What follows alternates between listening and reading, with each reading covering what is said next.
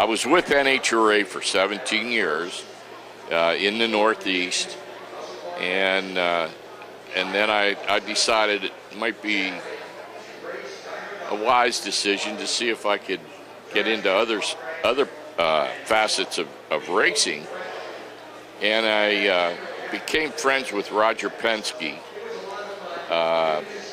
who was going to build a racetrack down in Atlantic City. And he called me and wanted to hire me to go down and run this track in Atlantic City. And I had just been with NHRA for 4 years, and I gave it consideration, but I thought, no, I really enjoyed being with NHRA and running the division, and I opted not to do that at the time. And so in '81, when I decided I'd like to make a switch, I called Roger on the phone. He said, "You come on down, we'll have a meeting."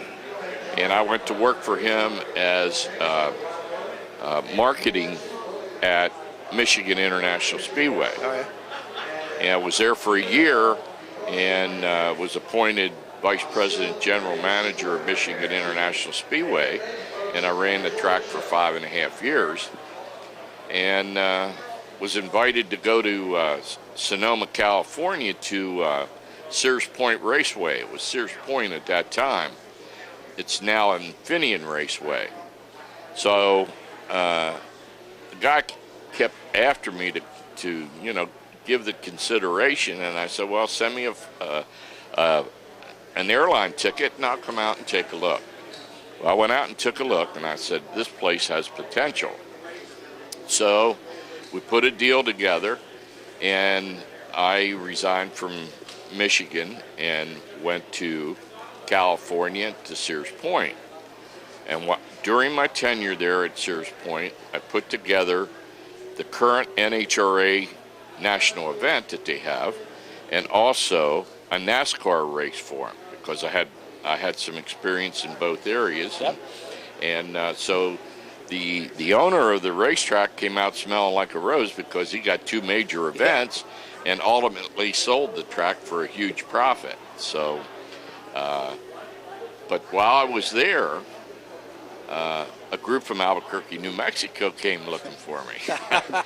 And it was, amazing how the people came out of the woodwork, and I never had any dream that I was going to be sought after for these positions, but it's certainly gratifying to know that somebody wanted your talent. So I made a deal with them to go to Albuquerque to help them promote a new 2-mile super speedway, which was really the same thing that we had at Michigan. Uh-huh.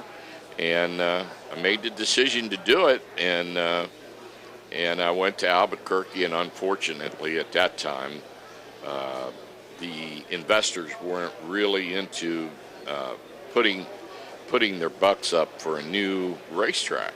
So we were 5 years ahead of our time. Yep.